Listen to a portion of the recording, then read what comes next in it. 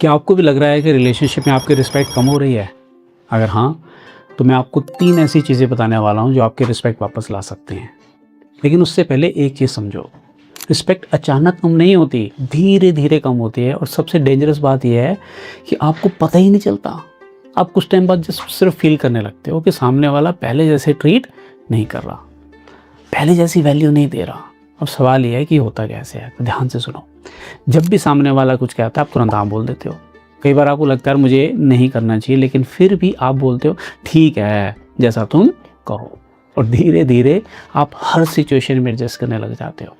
और फिर एक पॉइंट आता है जहाँ सामने वाला आपको सीरियसली लेना बंद कर देता है। How many of you can relate with me? क्या आपको लगता है कि रिस्पेक्ट मांगने से मिल जाएगी? तो एक लाइन ध्यान से सुनिए। ये लाइन मैं अपने रिलेशनशिप मास्टर प्रोग्राम में कई बार सिखाता हूँ। Respect is always commanded not demanded.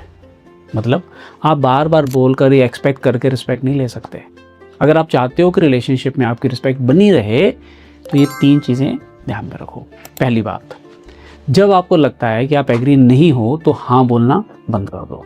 शांति से क्लियरली अपनी बात रखो।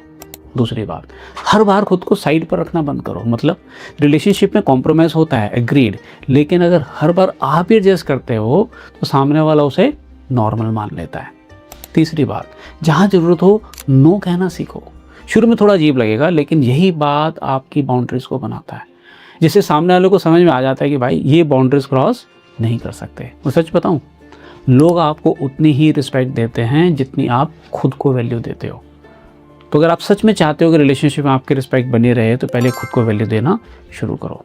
और अगर आप चाहते हो कि इसको और प्रैक्टिकली बाउंड्रीज़ को कैसे बनाते हैं, कैसे कम्युनिकेट करते हैं और कैसे सेल्फ रिस्पेक्ट मेंटेन करते हैं, तो आप रिलेशनशिप मास्टर प्रोग्राम में स्टेप बाय स्टेप सब कुछ सिखाता हूँ मैं।